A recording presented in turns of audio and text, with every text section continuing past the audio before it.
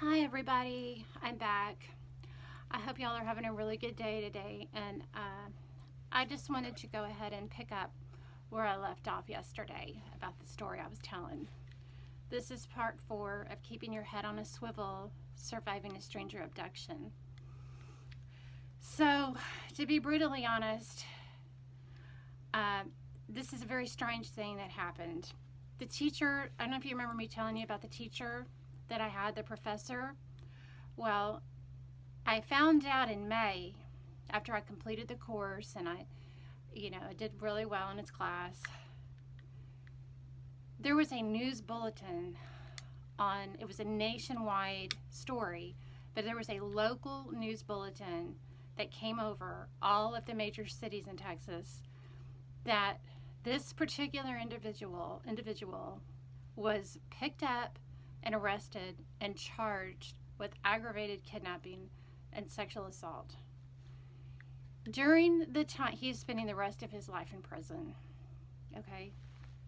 So, during the time that I was in class, that whole spring semester that I was in school, and I was asking off for that week for my trial, he had kidnapped a woman. He had her hogtied in his closet. Finally, I guess she had been wording him or pleading with him, wrong choice of words, I'm sorry, pleading him probably to get out. And so he felt confident enough to take her out, but he blindfolded her. And he took her out to the grocery store. Okay, this is for real. Took her to the grocery store. He apparently left her unattended, and then she alerted somebody that she was needing help, and a grocery store manager, called the police, and he was captured. I believe he's serving time out of state.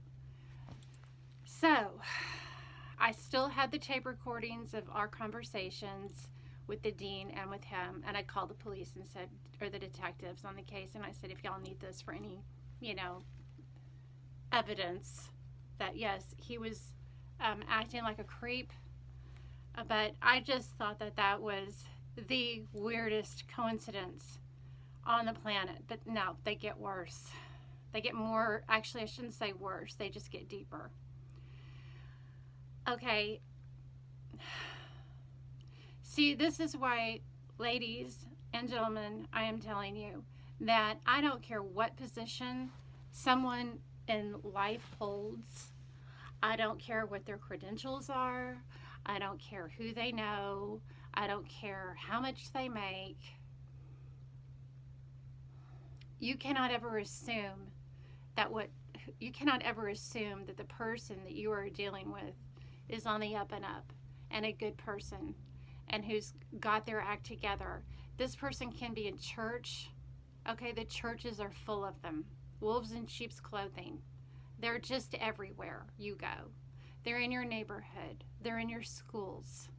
They're everywhere. They're in the library. Okay, they're taking a walk down the street in a jogging suit, or they're jogging down the street, and I just don't know how else to put. They're driving around in white vans.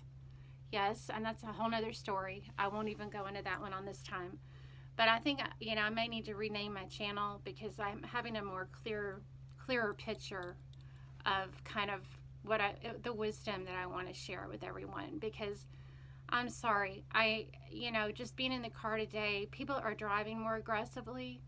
I don't know. I'm sure it is the stress of the world situation, but anyway. So he's arrested. He's doing his life in prison, and I moved to another city where I started over. And it was a hard move to make because I was leaving my hometown again, and I was being urged to move. The impetus was made by the attorney that I should start over someplace new. So I did, and I re-enrolled in school to try to finish up my degree. Well, right after I graduated, pretty much about a year, I would say, I said, I'm sorry. Right after I graduated, I would say probably a year and a half, maybe 2, I got a great job at the Capitol. I loved my job there. Well, a girl that I made very close friends with and I haven't talked to her in a really long time, but her relative, putting it mildly, we came to find out that we had the same story, very similar story, only hers was a familial member of her family that perpetrated the crime against her and was in the same cell. They were possibly cellmates, but they were in the same unit, pod, as my offender, and they were best friends. And he provided all kinds of information, basically, that when she started writing to him and telling him that she knew his victim, if he knew if he knew who my offender was, well, of course he knew who my offender was. They were great buds. They made brooms together. Now, his name, I almost slipped and told you what his nickname was, but he was considered very popular. He was considered like a very well popular, friendly, really great guy over there. And when I saw the letter that came back, I was uncomfortable with her doing that at first. It was almost like opening Pandora's box, and it really did irreversible damage. Her relative wrote the letter back explaining everything I just said, that they were great friends, and that he wanted to know who it was I was asking about him. Well, at the time, my friend felt very adamant that her relative should be in prison for what he did to her. And I have to agree. I felt the same way too. But then she changed her mind. I don't know if she's ever going to see this video, but I remember when she changed her mind and she felt really bad that he was in prison. And so that scared me, because I thought, since they were very close, okay, we're talking very close in terms of what type of relative that he was, that she would give away my location and who I was, and basically compromise me, my safety. And that's how my mind was working at that time. So I really decided that I did not want to be at that job anymore. And that was a coveted position that I had. It was really my first real professional job where there was insurance and benefits and the possibility of longevity.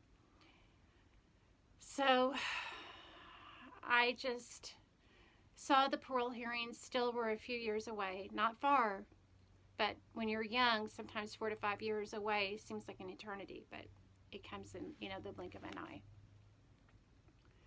And that's another thing about going missing, which I think I stated in another video, was that it happens when no one's around. They know how to do it. They're good at it. Okay, so I quit that job. That may or may not have been the best thing for me to do, but she ended up leaving her position too. And so at that time, I was really ready to leave that town. It had grown so huge. Austin had grown so huge. It was not the same friendly little town. I had been there quite a few years at that point, and it was just not the friendly little small town that I remembered it being. And I felt there was an aggression to that town that hadn't been there before. And I had been taking trips there with my family every now and then, like in the early 80s, mid 80s. And Austin, let me tell you, Austin is not what you see all these movie stars moving there now. They really don't know what the real Austin was like. Let's just put it that way. And I guess they're trying to glamorize it now. And Austin's ruined, in my opinion. Although I'm sure there are people that really love it there. You're free to be who you are and all of that good stuff for now. So anyway, I decided to move and make a new start in my life again. Not at all prepared whatsoever for the parole hearings that were going to start coming. And I'm talking frequent parole hearings. As soon as I got a notification, the first one, I don't know, it did something. I had no idea. I had no idea how to prepare. I had no idea how much I had not given it enough. I had no idea how to handle that first parole hearing. And unfortunately, I chose to not take care of myself like I should have. Just put it mildly. Although I had gone back to school and I had a really good job, I always managed to work and go to school, and be a functional human being, dealing with a lot of baggage. So I did not realize the incredible amount of pain and the emotional toll and the physical toll that violent crime had on me until that first parole hearing. And then the first parole hearing turned into another one, turned into another one. As soon as I'd put it to bed, then it seems like the letter would generate, and then I'd have to go through it all over again. And unless you've been through them, unless you've really been through a parole hearing, and that doesn't mean seeing your offender. That means going through reliving the crime, reliving the loss, the loss. You're grieving. To me, it's akin to grieving a dead person within you. You're grieving the loss of your former self. And it's a very indescribably difficult situation. I wanted to be sure that he never got out and had this chance to do this again, because I can't remember now if I mentioned this in the other videos or not, but he'd been at a laundromat that served alcohol. It was called, well, I don't know if I get in trouble, I told you the name of it, but he had been with his girlfriend, who was bad news, drinking, getting drunk. It was a popular spot, folding laundry and planning on committing a crime. I mean, that's the laundromat, guys. The laundromat. I'm sorry, I know a lot of people. I've had to go to the laundromat. Everybody has to go to the laundromat every now and then. Some people have to live at the laundromat because they don't have a washer and dryer. So I'm telling you this because these people are absolutely everywhere, and they're looking for an end. Yeah, he was at the laundromat doing his laundry. He didn't smell like he'd been at the laundromat, let me tell you that. No, he could have used a bath. But that's really kind of sick sounding, but it's the truth. And I don't think we have that much time down here, guys. Y'all, I just don't think we have. That's why I just can't waste any more time and not telling you the story. You want to protect yourself as much as you can. And I have noticed in life that I am most open to, we as humans, and I've learned this in counseling, are most open, because I went to Christian counseling too, to demonic attack, which I consider these attacks to be on the scale of demonic attack. The people that I have run into that have committed crimes and were committing them, and then teaching a English literature teacher, okay? Teaching like with Shakespeare. Had a woman in his closet. When you're getting your life together, when you're getting your life back together, when you're getting, everything is like falling into place. And then when you're B, or another time, number 2 is when you are grieving. For some reason, those two, or when you're sick, you're just really, your spirit, your body's down, but you're just so much more open to victimization. You're so much more open for a demonic attack or spiritual attack, spiritual warfare. You're vulnerable. You're more vulnerable. Your immune system is down. When your immune system is your gateway. When your immune system is down, you are just, first of all, it's like a car running on fumes. That car can only go so far until the engine dies. And when the engine dies, you are wherever that engine dies. So, having dealt with Lyme disease for the last almost 10 years, complicated by the really more debilitating aspects of Lyme disease right now. I'm going through a difficult period. Something that I hope will clear up, but if it doesn't, it doesn't, and that's fine. I'm in the Lord's hands. But because I have that knowledge now, I know that I cannot get caught up in other people's drama. I cannot get caught up in other people's really severe personal issues. I have learned that I cannot get involved in someone that's having a domestic. I've learned personally that if someone is having a domestic, you stay out of it. I do not have the energy to fix anybody's problems. In order for me to take care of myself at this point in my life, and I know that there are millions of you out there that are dealing with a chronic illness, and it could be any kind of illness. It could be any kind of depression or mental illness. I mean, mental illness is just as serious as physical. That's a physical illness. That is a physical illness. And our mentally ill people, there are so many mentally ill people. It's just part of the thing about being human. It comes along with it. It can, and it does. You really, and I don't mean to sound selfish, you have to learn how. For me, it's been a lifelong. I still have another parole hearing. Luckily, I think they extended it for me, so I don't have to keep going so frequently. I really feel bad that I chose to really not take care of myself during those times, because I undervalued my own self-worth. I did not think enough of myself to avoid some of the pitfalls that I fell into that lasted way too long. So there's a lot of other stuff that I want to cover.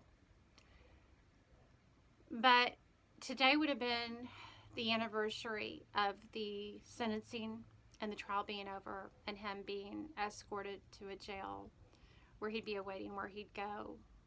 And the front page, it was a full front page article. And I remember the picture of him being taken in the courthouse with his hands in cuffs in front of him. And he stood there. He looked defeated. But I'm still shocked sometimes to this day that someone could have acted like that.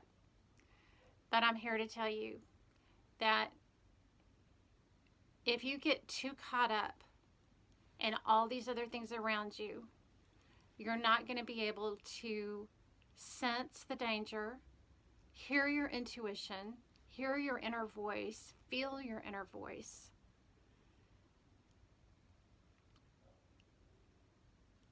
I want to say I've had to learn to really love myself, but I've had to really also learn how to really protect myself. And learning to protect myself meant detaching from a lot of things and situations and people that did not promote healthy ways of living, healthy reactions. And that sounds cold, and that sounds hard, and that means that maybe I'm alone more.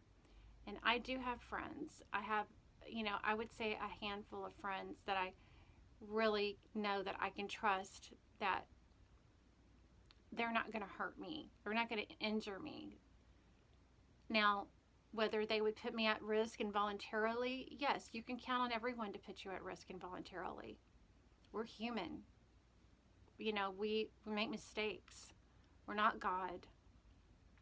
And when I say in other videos why I'm growing greens, when I started doing the growing the greens and I started prepping, I started homesteading, even though I have such a long way to go, and I doubt that I'll ever be anybody like who I see on YouTube.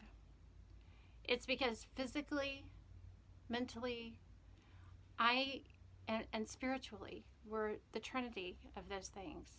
I cannot afford to put myself in harm's way. I cannot afford to do that any longer. I don't want you to. I don't want anybody out there to go into any kind of situation that you feel funny about, that you have a bad feeling about, that you're not able to come to a good decision about whether you should go or not, where there's confusion, my advice is to consult the Lord. If you don't get a clear answer, my advice would be to say no. It is not worth it because you're going to be miserable the whole time. And then you've got to deal with other people's reactions. And typically they're going to be judgmental. I'm just flat out. They're going to judge you. They're going to put you down. They're going to gossip. And really, they're not out for your best interest. If you've really got to worry about maybe, say, not going to an event because you feel bad physically, or you're uncomfortable around some of the people who are going to be there because they might cause you to compromise your sobriety, or you just don't want to be put in I have allergies, in a peer pressure situation where you don't have control, my advice is to stay where you're safe. And I don't mean be a wimp. I don't mean not have a backbone, because we all have to interact with each other here on the planet. But, to a certain extent, I really had no business, and I don't drink alcohol, by the way, but I really had no business that night going out for incidentals at the hour that I went out. The cost of the items that I bought was about $4.50. $4.50. $4.50 has cost me too many years that a woman of a certain age would care to probably put out there. I'm going to just go ahead and say around 20 years. Okay, that's as far as I'm willing to go. But unfortunately, I was yet another victim of a violent crime. It was not on the scale of the one that I was in my hometown, but it came this close, and it was by 4 perpetrators. When I worked at a restaurant in Austin, and I was by myself in the restaurant, and it was like a home invasion type of robbery, but it fizzled out because I had had the experience that I had had before, and that's for another video. And I don't even, I couldn't believe it was something else could happen again. And I'm also losing track of what I'm saying in other videos. And I know what I should have done when they came into the restaurant in Austin. First of all, I should have had the doors locked when no one was there. And I should have called the police the whole week that they were stalking me and parking alongside the restaurant and just parking there and watched me. They were wearing painters' uniforms, and when they came in, they ransacked the place, and one of them held me up with a painter's knife at a restaurant on Anderson Lane. The restaurant's still there, but the name has changed. It's some other type of business. So anybody that, and the reason I'm bringing that up too is don't go by statistics, crime statistics, because I imagine for the most part they're okay, but there's a lot of women that don't report the crime that I've been through. A lot of them are ashamed. They don't want to talk about it, and I get that. But we're in a time right now, we are in a very dark and I call it desperate era. I like Gerald Celente, who says, when you don't have anything, you don't have anything left to lose. You got nothing left to lose. And there's a lot of people out there right now who don't have anything to lose. They've lost it all. And from firsthand experience, when my dad lost it all, I didn't know if he would survive. When my dad lost everything, I didn't know if he was going to survive that or not. He almost didn't. My dad may rest in heaven, rest in peace in heaven. I can't wait to see my daddy again. So with that being said, I really hope that you do not do anything to jeopardize your health and your safety. Protect yourself and care for yourself as though you were your own little girl, as if you were your own mother or your own little boy, if you were your own father. And and do it from a place of love and forgiveness and compassion. And I'm saying that because that's what I'm having to learn to do on a daily basis, is forgive myself. You know, I have to forgive myself.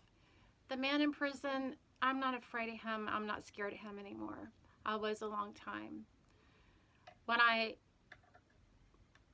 should have been more on the lookout for, what I'm more afraid, is what I could do to myself as a result of not